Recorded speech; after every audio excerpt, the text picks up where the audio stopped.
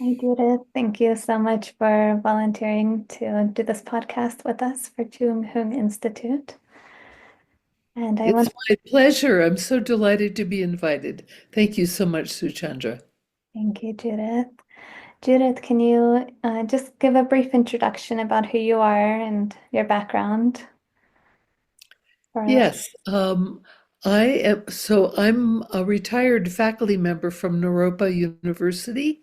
I'm considered a founding faculty member because I began teaching at Naropa at the very end of 1977 when it became a year-round institute.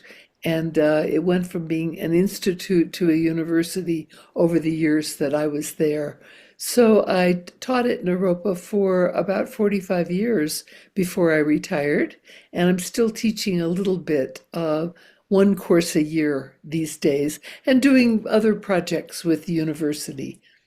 So I taught in the what started out to be a Buddhist studies program, then it became a religious studies program, and then it became a world wisdom traditions program. So our department went through a lot of evolution over the many years that I was there.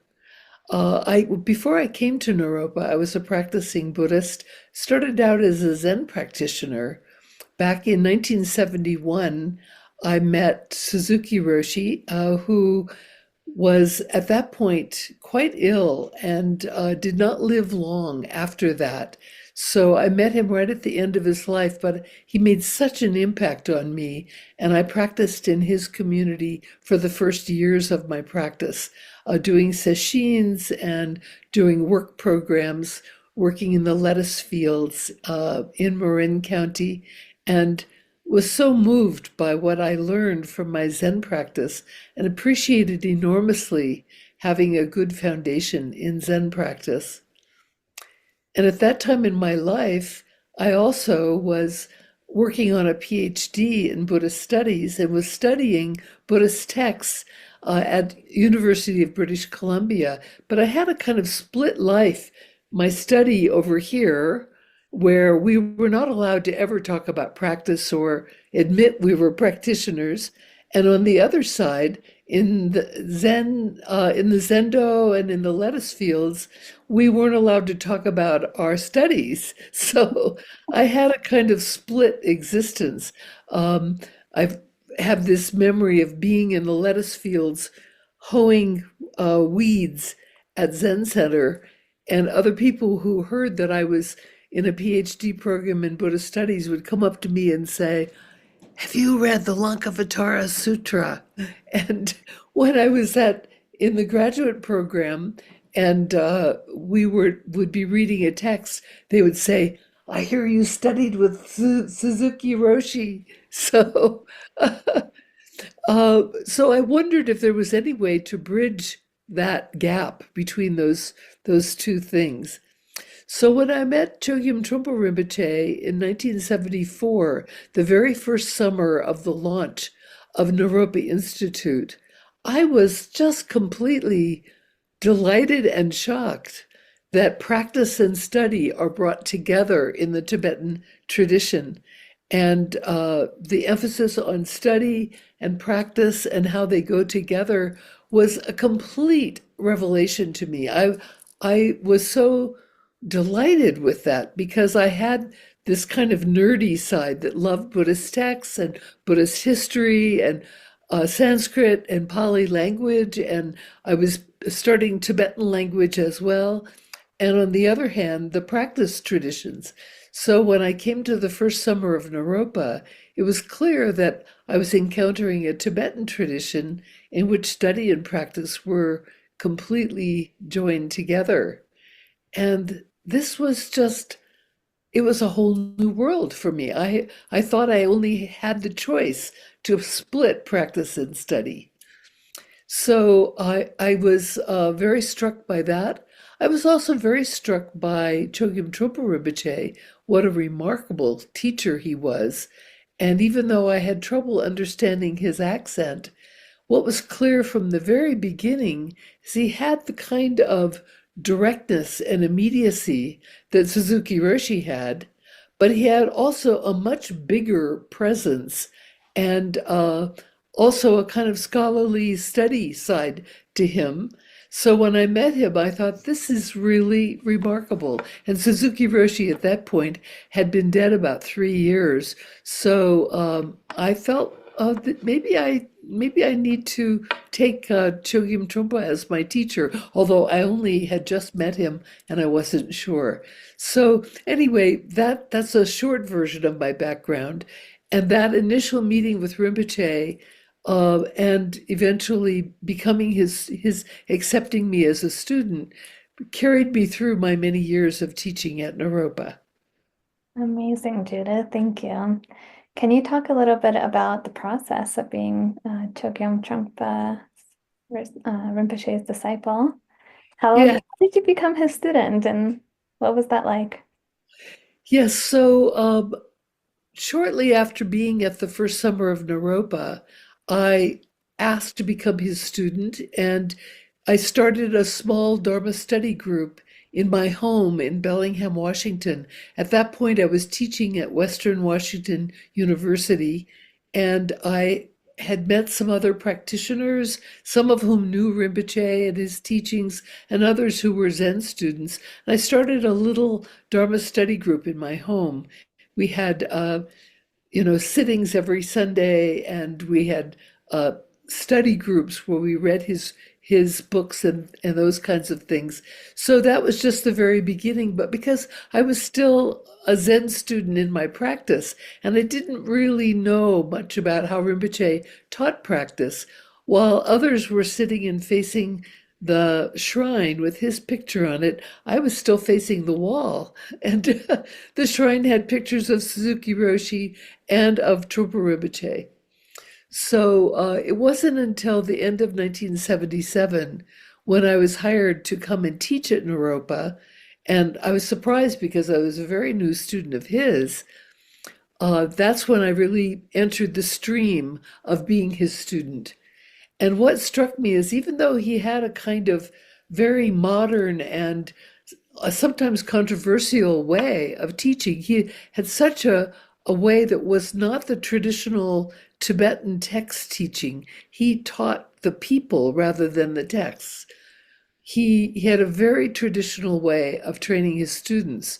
So when I arrived in Boulder and began practicing with the community, we had we had a brand new uh, temple downtown with a big shrine room, and in the entryway of the shrine room, we each of us had a card where we were to meditate in that shrine room a certain number of hours a week.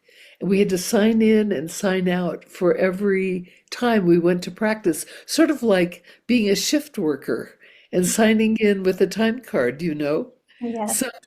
So he had expectations if we were to be members of the center, we were to sit a certain number of hours a week in community, and then a certain number of hours a week on our own. We were to meet regularly with the meditation instructor, and I met with my meditation instructor every other week.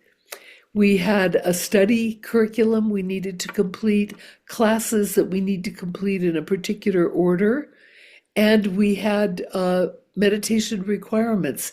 In our first year of practice, he wanted us to sit a 1 month group retreat. And while I had sat sessions for 10 days, the thought of sitting for 30 days seemed completely daunting to me. But I appreciated, being a student and being very structured in study. It felt right to me to go into this world of training with prerequisites and courses and practice requirements and meetings with our meditation instructors. So I joined a community where everyone was doing that, and Rinpoche was very exacting. He looked at our timesheets every month to make sure that we were keeping up with our practice commitments. And that was the expectation that if you were to be his student, you would fulfill these requirements. It was marvelous. Oh, beautiful. Yeah, and they say, isn't that the biggest offering, the greatest offering you can give is to practice the teachings, not the physical things. Exactly, exactly. And to follow the teacher's requests of you, whatever they may be. And so the way that the training in the Tibetan tradition is laid out is after a period of sitting being the main practice. Then we had the opportunity to attend a 3-month seminary and receive further teachings, and then to begin the foundation practices of prostrations and a purification mantra and mandala offerings and guru yoga, a very demanding set of practices that are, roughly 2 hours a day for at least 2 to 3 years, including retreats, solitary retreats, and very, very traditional, very demanding, just powerfully transformative practices. And we have a couple of solitary retreat centers, so I completed the solitary retreat requirements, finding them just absolutely both grueling and beautiful, absolutely beautiful.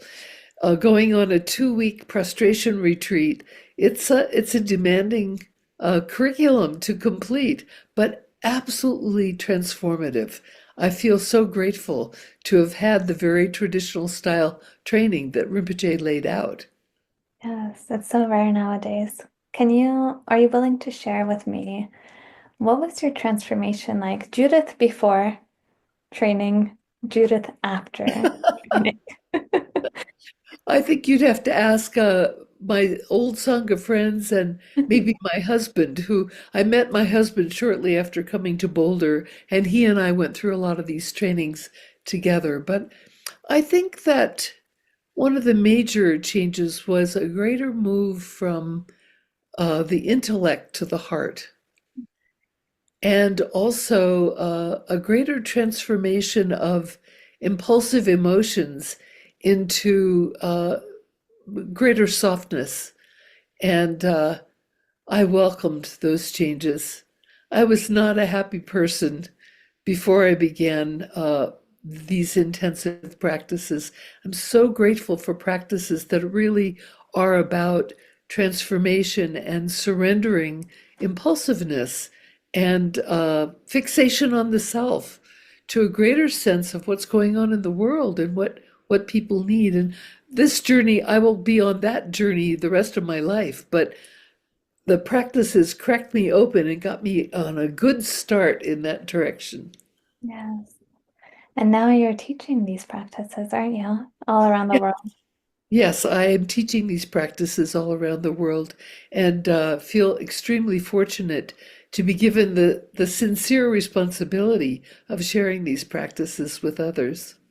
Can you speak a little bit about contemplative pedagogy and how are you bringing this into places that maybe originally aren't accepting it? I mean, Naropa, of course, accepts it, loves it, that's founded on these practices, but other places you teach, how are you like, this is what's needed right now in this world, and I can do this? Well, I think it might be helpful to distinguish between Rinpoche in a Dharma center environment and Rinpoche in a university environment, because he taught differently in the two different situations. Because when he fled from Tibet, he went to Oxford University for a period of time. He had a remarkable ability with language, and he was selected to be a fellow at Oxford. And so he spent 3 or 4 years at Oxford University. So when he came to the United States and had this vision of starting Naropa University, he had a vision of a more Western style education that differed from the traditional Tibetan training that he did for his own Dharma students. So when he started Naropa, many of the faculty at the beginning were his students, but there were certainly faculty who were not his students. But at Naropa, he had this vision that Western universities had lost the spark of wisdom, that there was a much more emphasis upon just repeating the wisdom found in another time, another place, by other people. And that it was a little bit like going into a museum and admiring ancient wisdom rather than acknowledging the constantly emerging inherent wisdom that we all have. And so Rinpoche, even in the very opening of Naropa Institute in 1974, he gave a talk about his vision about trying to relight the pilot light of American higher education, infusing American higher education with the sense that wisdom is within our own experience. And he had that vision right from the beginning. And when I was hired to teach in 1977 and joined with the tiny little faculty at Naropa, Rinpoche said to us that he wanted us to be very clear that we weren't a Dharma center, that we weren't just teaching Buddhist philosophy and doctrine and practice, but we wanted to bring a Buddhist style wisdom into whatever subject we studied or taught. And that Buddhist style wisdom is the wisdom born within, the wisdom of this very moment.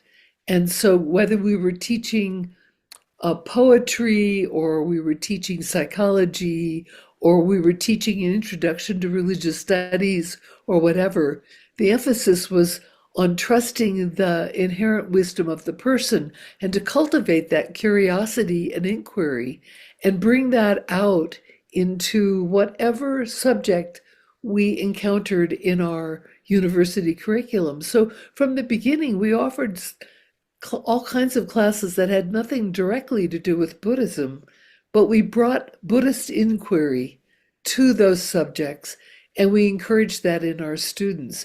So my journey of training as a Buddhist practitioner in the Tibetan tradition was invaluable, but not for its content, but for its method. And so the method of cultivating the wisdom born within in my Tibetan Buddhist training, the challenge was how to bring that out in the courses I taught at Naropa. So I had this wonderful experience of working with other founding faculty members of Naropa, who included a lot of artists. Rinpoche felt it was very important that Western university students access the wisdom born within through the arts. And he emphasized that students, and he knew that we would have many students coming to Naropa who weren't coming to be Buddhist, but to benefit from Buddhist meditation and to bring that kind of inquiry into whatever they studied. I remember one of the first things he told me when we were hiring faculty, he said, it's really important that we don't lay our trip on anyone, that the people we hire, we respect their traditions and their training, and that we engage with them from the point of view of our own Buddhist training, but we're not laying Buddhism on other people. So this was radical. You know, other Tibetan Buddhist teachers don't speak that way, and they don't have that particular perspective about Western education. But those years at Oxford really awakened in Rinpoche some kind of curiosity about how to bring Buddhist pedagogy into any subject, any approach. So that's what we tried to do. And he didn't tell us exactly how to do that. So I got together with other faculty and we began to, I remember one faculty member, Barbara Dilley, who later served as the president of Naropa. She was a modern dancer from New York.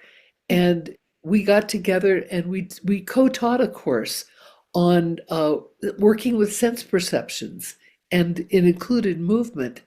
And we said to each other, we have no idea what Rinpoche means about bringing Buddhist pedagogy into whatever it is we're studying. So I brought traditional Buddhist teachings about the sense perceptions, and she brought her modern dance teachings about the sense perceptions, and we had conversations and led practice together with students who just had a ball being part of the emergence of new courses and new methods together. So we did a lot of that kind of workshopping of things, like looking at emotions, taking painful emotions, and how do we understand them through inquiry and try to understand what makes them painful and why we would want to transform them through meditation practice. That was how we worked with the psychologists. So it was a radical approach. It was really, really remarkable. Amazing. Yeah, I love that it's not, there was no indoctrination. That's And this is right. for us, for with Chung Hung Institute, it's the same. No matter what religion a person is, race, no boundaries on anything, gender, even traditions, even we're in the Mahayana tradition. We want all traditions come, work Yes, together, study together, learn together, grow together, and transform together. that's beautiful. And that was the vision of Nalanda University in ancient India. Yeah. Nalanda had the same approach. People of many different religious traditions came together with this spirit of inquiry, and it created something brand new, not a monastic university, but a university that you could say is like liberal arts university. Yes, exactly. Yes, that's what our aim here is, and with science, so that Oh, Western that's world can wonderful. benefit. That's Um, wonderful. Wonderful. so, Judith, with kind of contemplative education or Buddhist pedagogy, what do you think, like, we need to do, you, me, everyone, kind of in this work need to do to benefit modern society now more than ever? Like, what does modern society need now to thrive? How do we do this? Well, that's a big question, but I think the first thing is to give up trying to make other people see things the way we see them and to be open to the diversity of perspectives and views that people may have. But the other part is inquiry. I think inquiry is radical and it brings enormous mutual transformation. Um, Being curious about the world, asking questions, being open to growth and learning. And I see that I'm very fond of looking at the history of the curriculum of Nalanda University.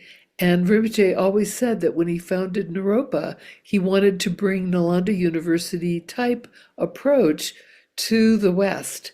And that whole sense of developing inquiry, a genuine inquiry where we listen and learn from each other and suspend any judgments about perspectives that are different from our own, which includes a lot of interreligious dialogue, which I learned from Rinpoche and I've taught for many years at Naropa. This kind of trust that the wisdom born within thrives in an environment of inquiry. And if it's indoctrination, that wisdom disappears and is damped down, and it's very hard for it to flourish. So I think that that's what Rinpoche planted at Naropa. He wanted to bring together very diverse people. I mean, beatnik poets. I taught courses at Naropa with beatnik poets, and I learned so much. I felt so much appreciation of that kind of connection. Uh, all kinds of and cognitive scientists as well.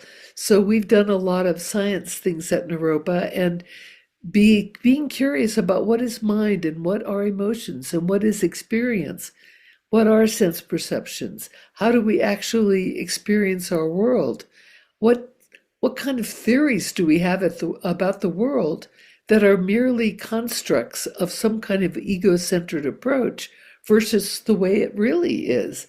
And being curious about that. That's really, the Buddha emphasized that from the very beginning. And that's been the key to Buddhist education from the beginning. So I think that's something that we could all benefit from in our institute's work. Yeah, beautiful. Judith, how do you work with negative emotion or painful feelings?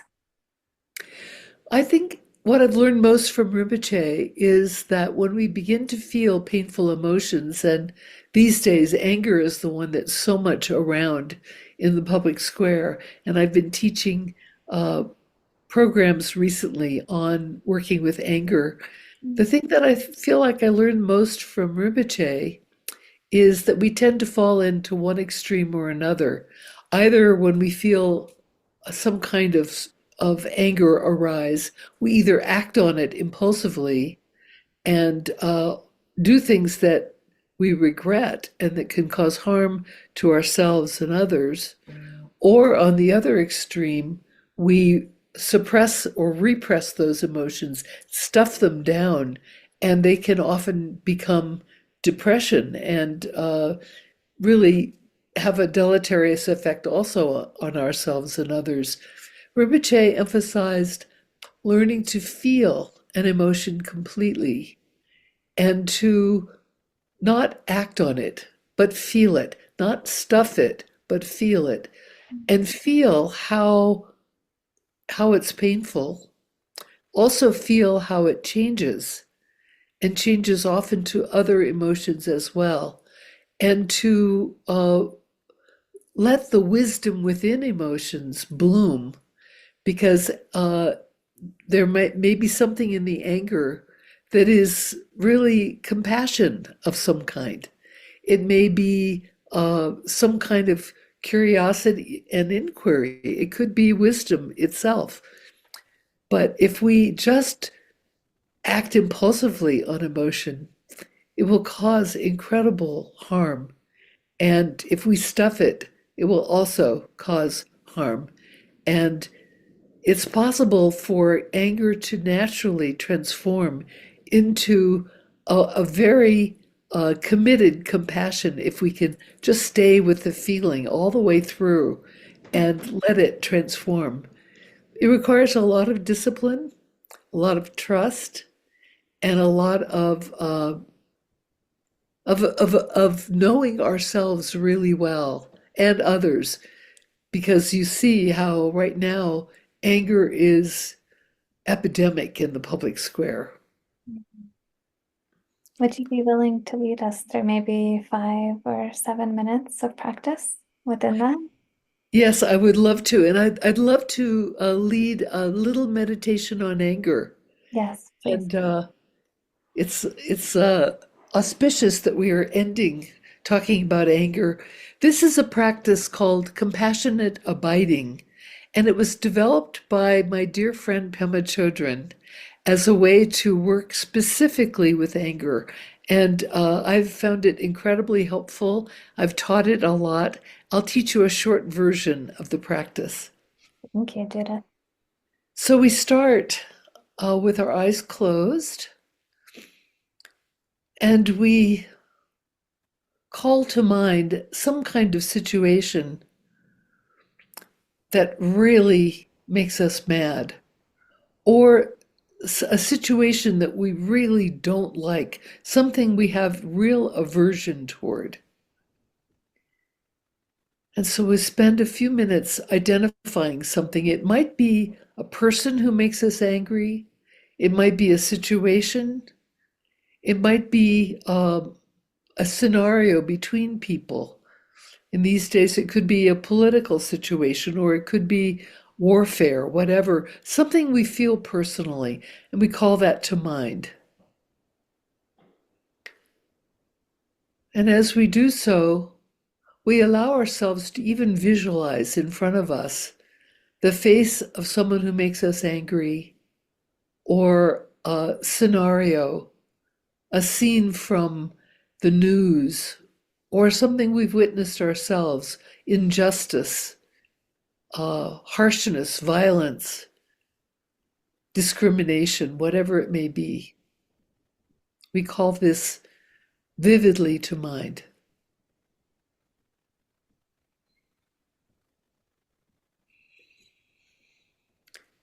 And when it's completely vivid,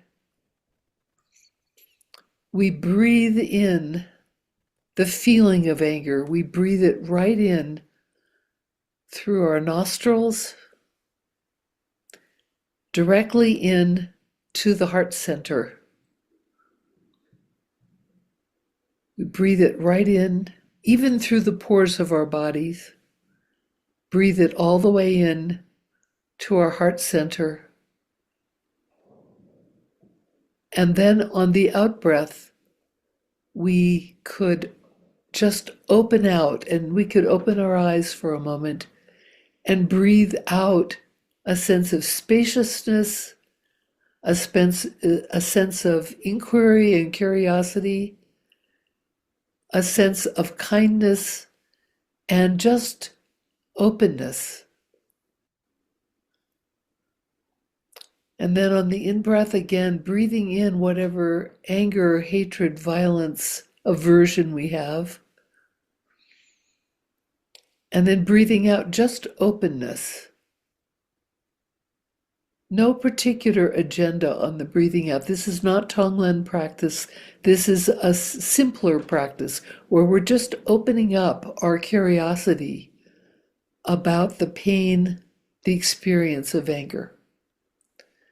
And we'll continue to do this for a couple of minutes, breathing in anger into the heart,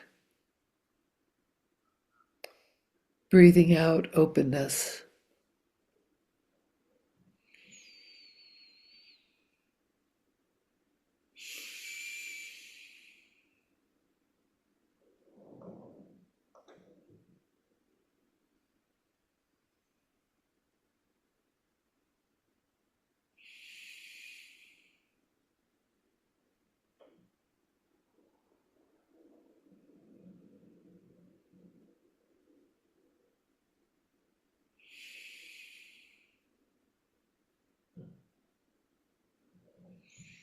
And just one more breath in, and then breathing out openness, curiosity.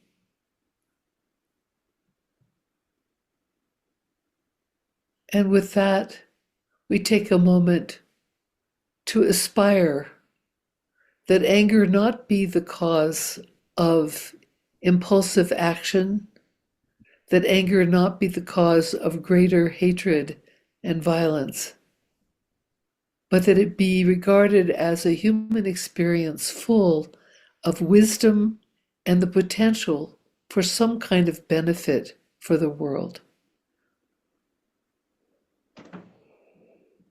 Thank you. Thank you, Judith. I love how simple and yet effective and fast that is, especially anyone who doesn't have time to sit for long. That's right. And you can do it on the spot when you encounter some situation where you can feel yourself spark to anger.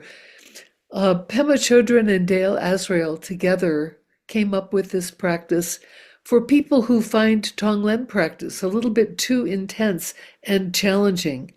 And so it's especially designed for working with anger and for being able to be with anger, to actually feel it. So it's based very much upon Trungpa Rinpoche's instructions on being able to feel anger fully and then be open. So it's quite simple and quite effective. I've taught it in a lot of different environments these days in these rough political times, and people have found that it's a way that they can learn to be more straightforward with anger rather than the two extremes that I described. It sounds like if a person is face to face with the situation, because they inhale, close the eyes, and at the exhale, the eyes are opening. So it's not attaching, but still being there. Yes, very much. And you can keep your eyes open when you're breathing in. If you're right there with an angry person, or if you're witnessing something angry in the news, you can stay right with it. Just breathe it in and then open. And it's a remarkable way to follow Rinpoche's instructions. Yeah, wonderful. Thank you so much, Judith. Judith, can you, before we close, just tell people where can they find you? How can they Yes, get? yes, I'm at Naropa University. I at one point I had a small website, but I've let that expire. But if you go to Naropa University and go to faculty, I'm listed there as an adjunct faculty member. And I also am a Dharma teacher in Shambhala. If you go to the shambhala.org website, I'm listed there as a senior teacher, and they have some details about my schedule there. Wonderful. So then they would just look for Judith Simmer-Brown. Yes. Judith Simmer-Brown. Yes. And I look forward to meeting people. I'm teaching Dharma in Shambhala centers quite a bit, and some other Dharma centers as well. I'm finding this a very promising and fulfilling thing at this time in my life, now that I'm retired from Naropa. Amazing. I hope sometime we can have you come in person here for Chunghung Institute and maybe lead a retreat or just share your wisdom. It'd be incredible. Thank you so much. It's so wonderful to meet you, Suchandra. Really delighted to be part of your podcast. Thank you so much, Judith, and thank you for your teachers and Venerable Pema Chodron and Asrael. I think in the future we will have her come in and people Yes, as well. So thank you. thank you so much. I wish you all the best. Likewise, Judith.